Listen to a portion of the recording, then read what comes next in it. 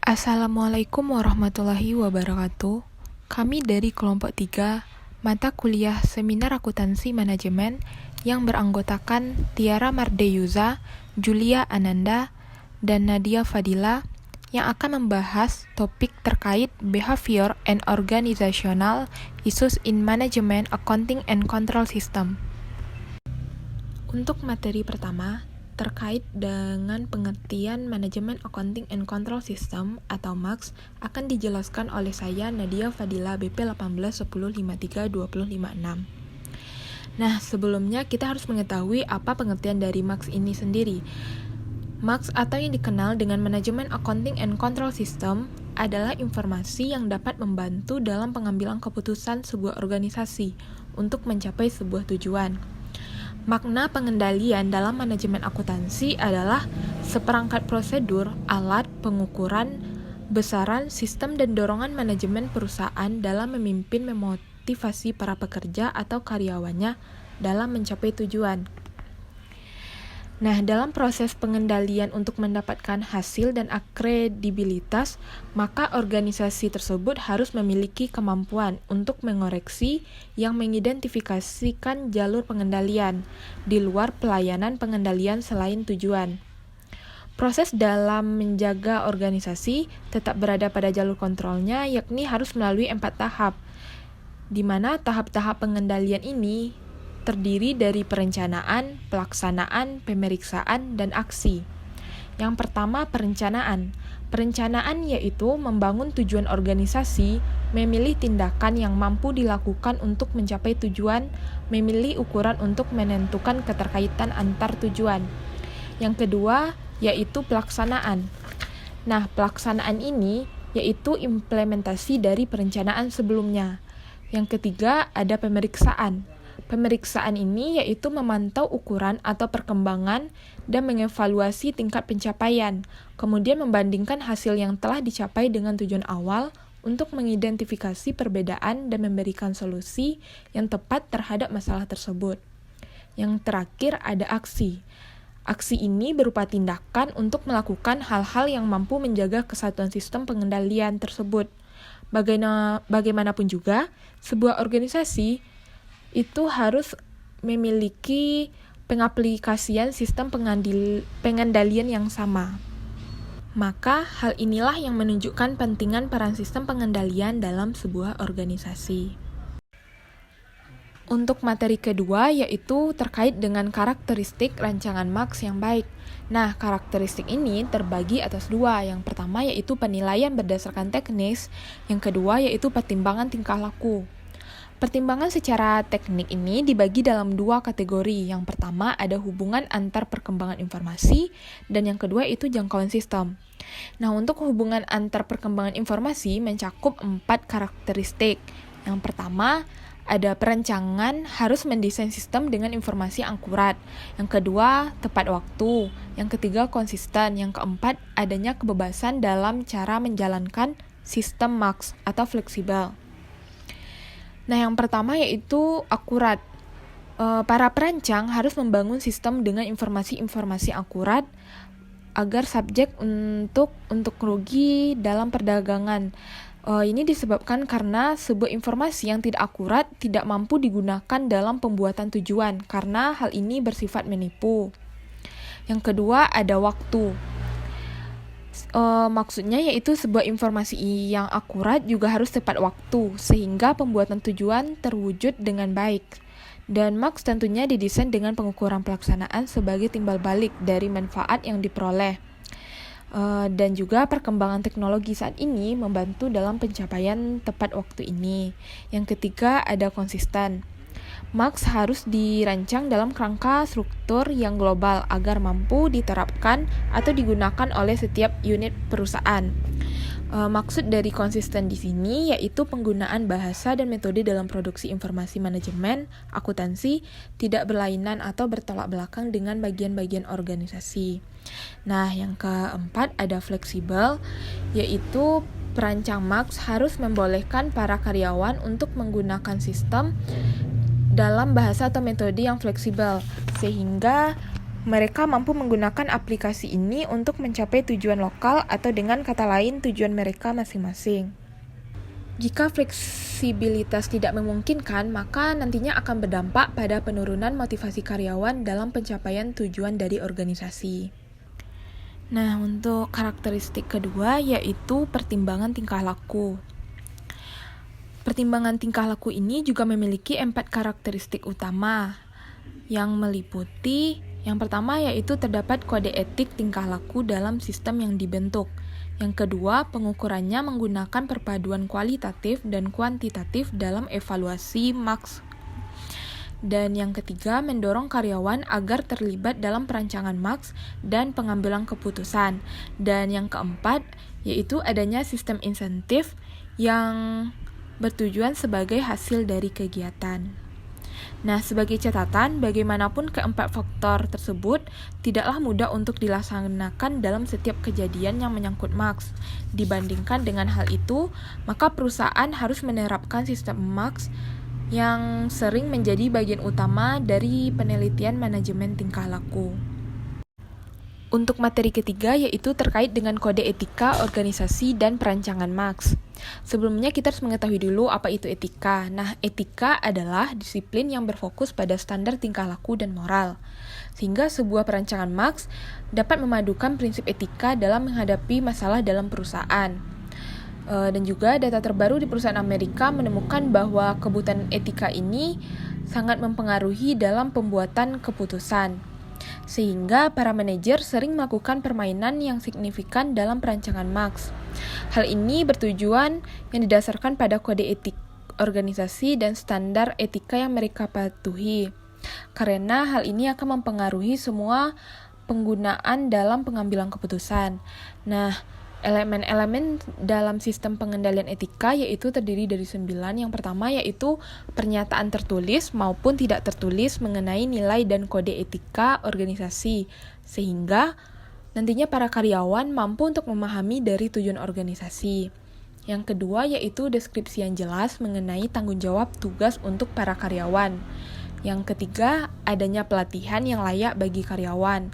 Dan yang keempat, adanya sanksi bagi yang melanggar kode etik.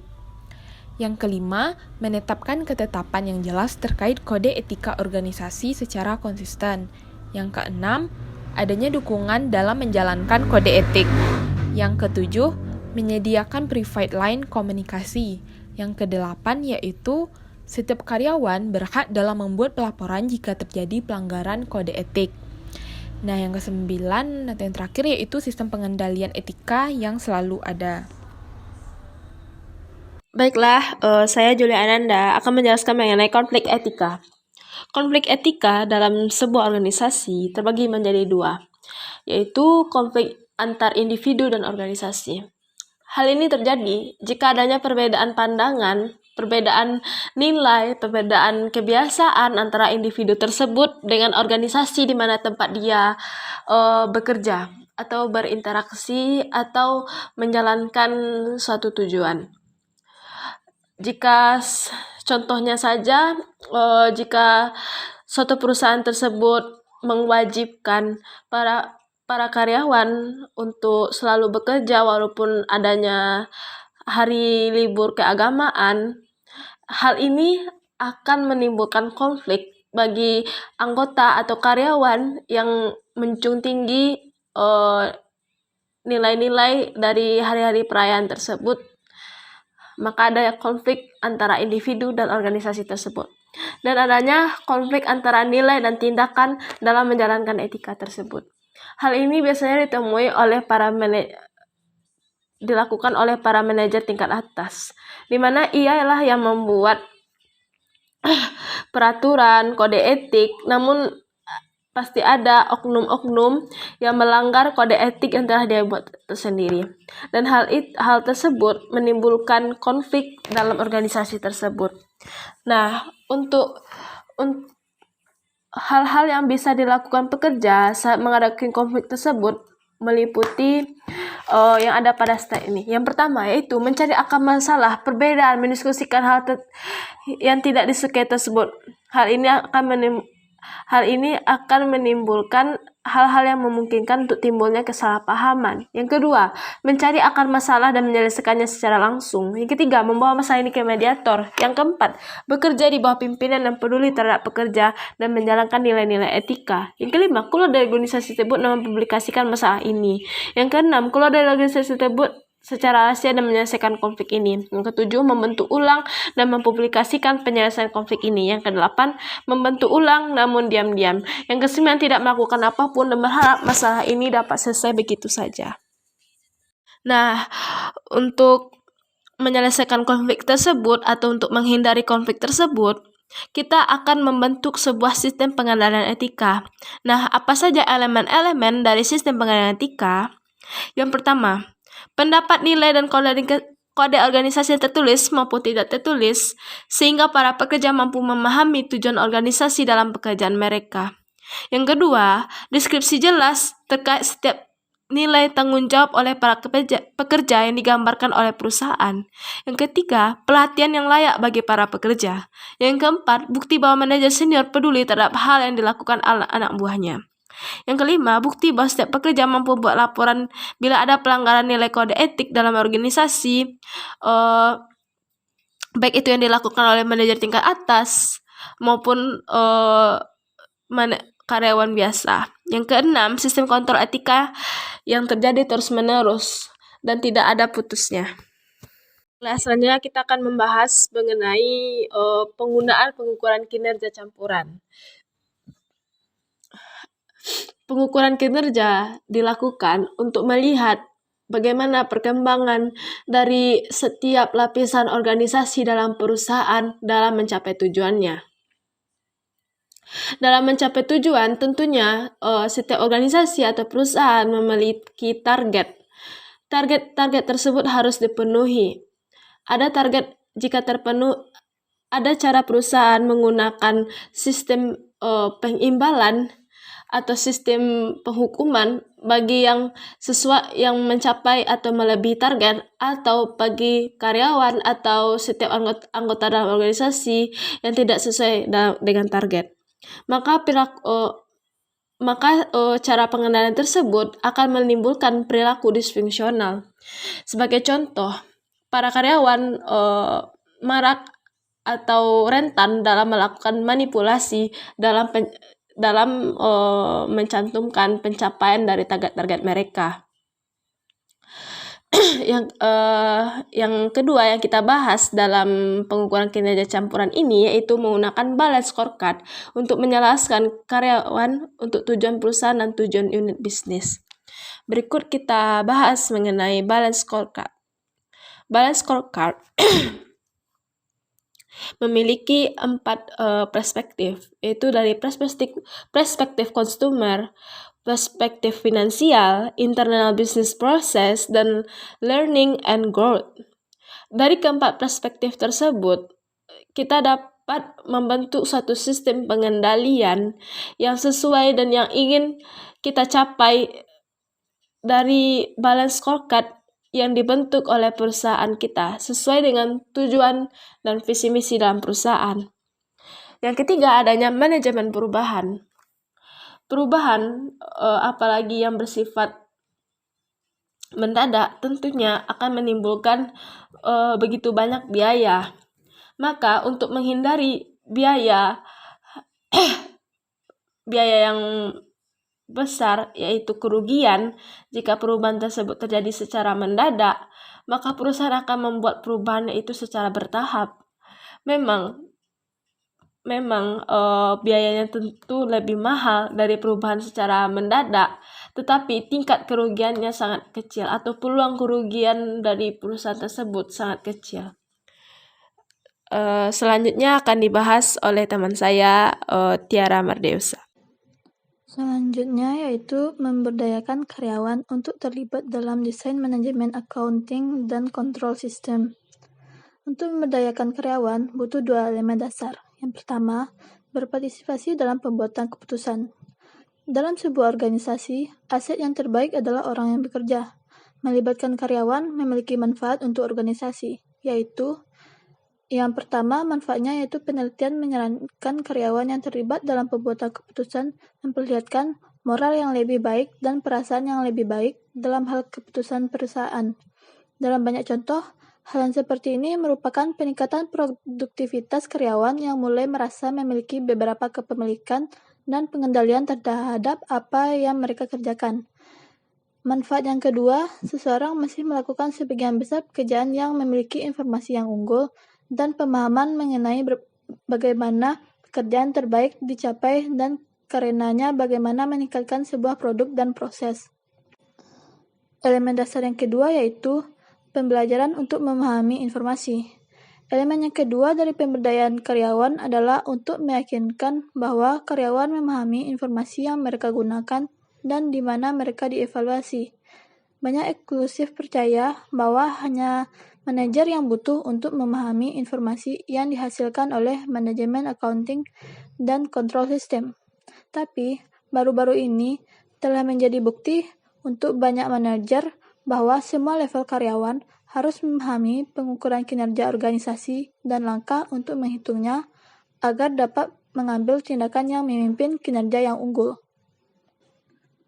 Selanjutnya, aspek perilaku dari desain manajemen accounting dan kontrol sistem. Dari sebuah contoh dari penganggaran. Kebanyakan organisasi menggunakan anggaran sebagai representasi keuangan dari strategi. Proses dari pembuatan anggaran seringkali membutuhkan waktu yang lama dan kadang-kadang diperdebatkan, karena faktor manusia terlibat dalam proses tersebut. Anggaran seringkali tidak dapat dibuat dengan mudah. Bagaimana seseorang dapat mencoba mempengaruhi anggaran dan bagaimana anggaran mempengaruhi perilaku seseorang. Dalam hal ini, terdapat beberapa isu yang berhubungan dengan penganggaran. Yang pertama, proses mendesain anggaran. Di dalam anggaran terdapat dari mana data yang direncanakan digunakan untuk menciptakan anggaran induk dan rencana pendukung. Bagaimana anggaran ditentukan dan siapa yang seharusnya terlibat dalam proses penganggaran. 3 metode yang biasanya diatur dalam anggaran adalah kewenangan, partisipasi, dan konsultasi. Yang kedua, penganggaran otoratif. Penganggaran otoratif terjadi ketika seorang atasan menginformasikan ke bawah-bawahan apa anggaran mereka nanti dapat meminta masukan.